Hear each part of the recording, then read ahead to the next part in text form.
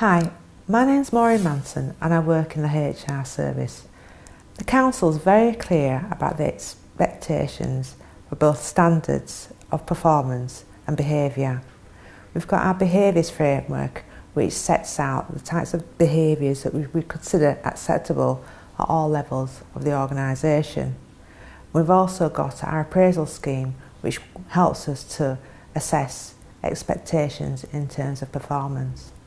Sometimes there can be a gap between an employee showing or demonstrating that they're performing at the level they're expected of them. And you might just bridge that gap by addressing that through the one-to-ones, looking if there's additional training or support needed, or shadowing somebody else, or giving them some more confidence by going through, say, coaching or mentoring. But sometimes it can be a real struggle and we need to recognise that things will change. You know, for example, if we change procedures or arrangements, and they might need support in order to bridge that gap.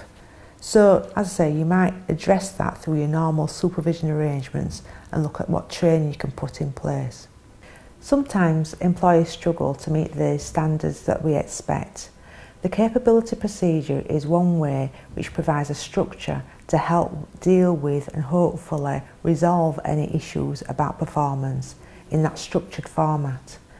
But it might be that we might have to look at, well, if the person is unable to meet the standards expected, it provides a framework for moving it on in terms of whether or not we have to look for alternatives or actually need to consider whether or not they are able to continue in that contract. When moving from informal to formal processes, one of the points to consider is whether or not there's been any improvement in terms of the efforts that you've already given through those informal processes, those one-to-ones, that coaching that you might have put in place, or through the supervision or any training that you've done. You also need to think about the impact, whether or not it's sustainable any further. It might be that in some areas you can actually support somebody a little bit longer, but in other areas the impact of them not doing things in the expected ways could have serious implications.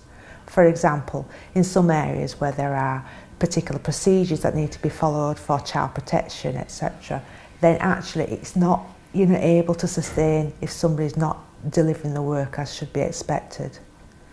You also need to think about whether or not it is a willful refusal or lack of capability on their part. If a person is capable but not doing it because they just don't want to or don't see it being that serious or can't be bothered, and actually you might need to think about, should we be addressing that as a disciplinary issue? It might be through your informal discussions as well. You need to think about, is it something where there are some other background circumstances or factors that's impacting on why they're not performing as you'd expect at the moment?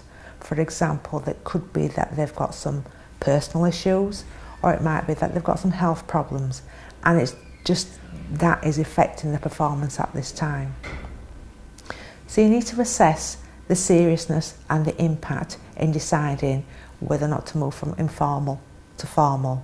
And as I said, prior to all this, you'd have thought about, well, what have we done already through our informal processes to help improve the expected levels of performance.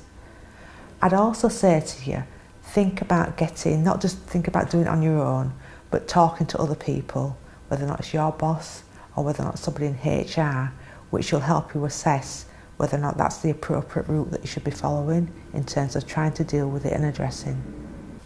It's not always possible to give a timescale about how long you would continue with your informal attempts, but I think you need to think about what's the size of the gap, what's the risk and what the impact, and what you've done already to support the person to improve in that area before deciding whether or not to go down that formal route. And again, I would say to you, get some support yourselves in terms of thinking about, is this the right route to address it?